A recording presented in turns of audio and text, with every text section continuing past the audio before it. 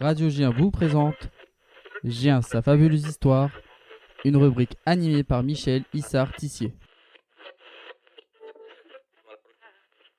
Oui, bonjour, chers auditeurs, auditrices de Radio Gien. Aujourd'hui, pour cette rubrique, nous allons retracer la longue histoire des maires de Gien. Le maire est sur notre échiquier politique l'une des fonctions les plus nobles et de surcroît une de celles préférées des populations. C'est une charge importante et plus la ville est petite, plus la charge est immense.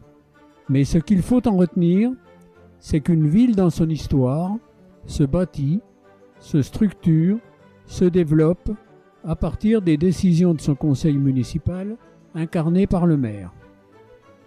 Nous sommes habitués à une notion, celle du premier magistrat de la commune, élu par le conseil municipal, issu lui-même du suffrage universel. Il n'en fut pas toujours ainsi. La source de ces informations se tient dans les archives de la commune et les travaux d'un éminent chercheur giennois qui repose, comme beaucoup d'entre eux, au cimetière de Gien, Georges Loiseau. Pour présenter la liste des magistrats qui ont géré, structuré, embelli ou pas notre ville de Gien, il convient de resituer les évolutions de la fonction dans l'histoire et de préciser ce terme de maire. Sous les mérovingiens, les maires du palais étaient les intendants royaux chargés d'administrer un territoire. Pour le pays giennois, le plus connu, parce qu'il est entré dans l'histoire pour une toute autre raison que Gien, est Charles Martel.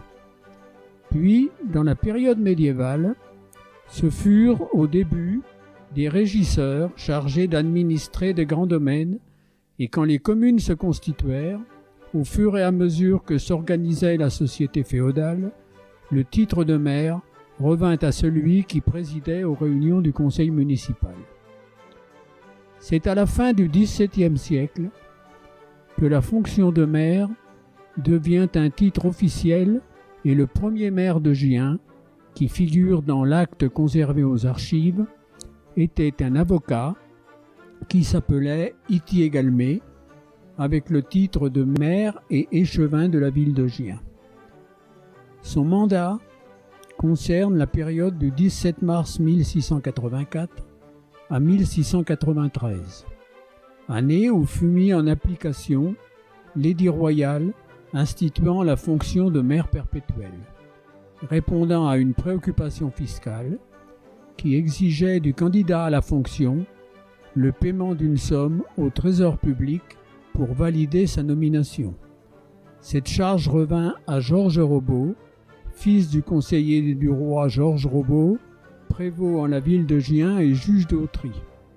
Il assuma sa charge, mais en 1777, un nouvel édit supprime la charge de maire perpétuel et M. Robot dut cesser ses fonctions et en 1718, l'administration de la ville fut confiée à 3 personnes ayant le titre d'échevin qui étaient des magistrats chargés d'assister le maire de la ville. Mais aux élections de 1718, on n'élira aucun maire et l'on confiera la gestion à 3 magistrats échevins, Georges Robot, Pierre Lenoir, sieur de Charpillon, et Jacques Demey, sieur de Grandchamp. Georges Robot mourut le 5 mai 1732 et fut inhumé au cimetière de l'église Saint-Laurent. Finalement, en 1724, on voit apparaître un nouveau maire, Jacques de la Creusette, fils d'un négociant giennois. Il n'accomplira ce premier mandat que durant 2 années, les échevins reprenant pour 8 années le pouvoir sur la ville. Et c'est suite à un édit de 1733, rétablissant la charge de maire perpétuel, que le 25 avril 1734, Jacques de la Creusette retrouva ses fonctions de maire en versant dans le trésor royal la somme nécessaire à sa nomination. Il sera maire jusqu'en 1749 et décédera à Gien en 1753. Le 7 octobre 1749, Jacques de la Creusette vendra sa charge de maire pour 1900 livres immédiates et 312 livres annuels à vie à Joseph de Montmercy, avocat de son état, fils d'Étienne Thomas de Montmercy, conseiller du roi au bailliage d'Auxerre. Et une fois de plus, en août 1764, le roi Louis XV décide par édit la suppression de la charge de maire perpétuelle, remplaçant la procédure par l'élection, par les notables de la ville, de 3 personnes, parmi lesquelles le roi choisissait le maire en titre, lequel choisit Jean-Jules Lauzon, président du grenier à sel de Gien. Mais dans cette période, le roi joue avec nos nerfs. Il publie, en mai 1765, un nouvel édit modifiant la méthode. Certaines villes seront désormais administrées par un maire assisté de 2 échevins, 4 conseillers de ville et 10 notables choisis, un dans le clergé, un parmi les nobles ou officiers, un dans les juridictions de la ville, 2 parmi les avocats, médecins et bourgeois, un chez les notaires et procureurs, 2 parmi les commerçants et chirurgiens, 2 parmi les artisans, laboureurs et vignerons.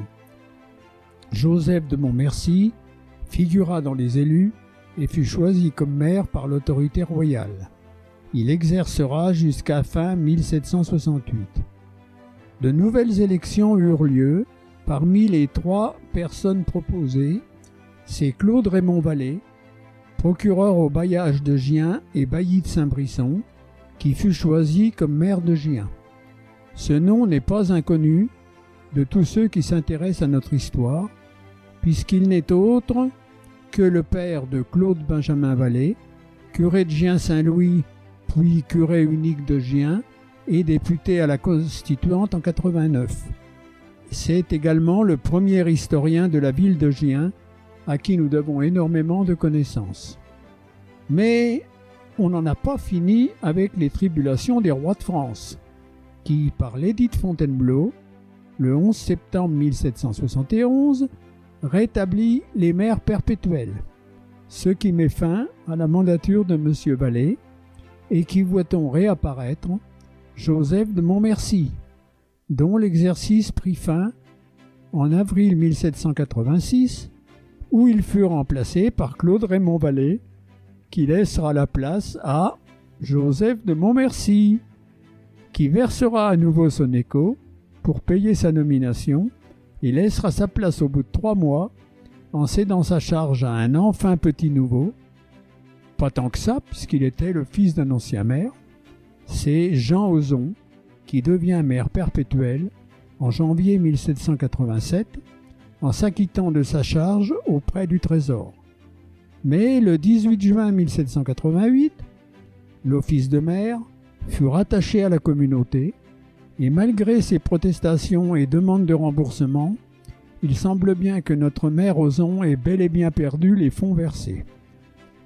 En août 1788, c'est le bailli de Dampierre, avocat au bailliage de Gien et conseiller du roi, Pierre-Claude Pautre, qui succède à Jean Ozon et administrera la ville jusqu'en septembre 1789, date où il est nommé, pendant la Révolution, substitut du commissaire du gouvernement près du tribunal criminel attaché au tribunal de Gien.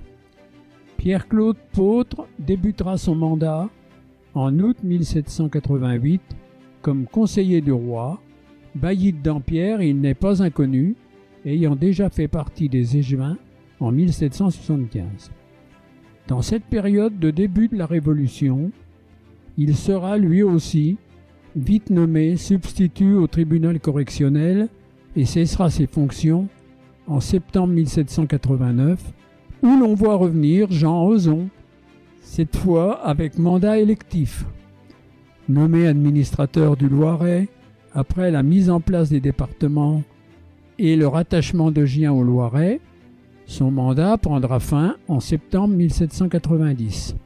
Son successeur élu fut Nicolas Étienne de la Barre, de septembre 1790 à juillet 1791, remplacé lui-même par Antoine Thomas de Guérissé, député supplémentaire à l'Assemblée nationale, qui cessa ses fonctions en juillet 1792. Sous son exercice, la paroisse de Gien fut rattachée au diocèse d'Orléans. Elle était auparavant, depuis la nuit des temps, rattachée au diocèse d'Auxerre. En juillet 1792, c'est Jean Advenier qui prit pour 12 mois les rênes de la cité. On peut s'étonner de cette valse inefficace des nominations et élections de maires, mais c'est bien compréhensible dans les balbutiements de cette période. Avec la proclamation de la République en septembre 1792 et l'abolition du pouvoir royal, nous entrons dans une nouvelle période de l'administration des communes.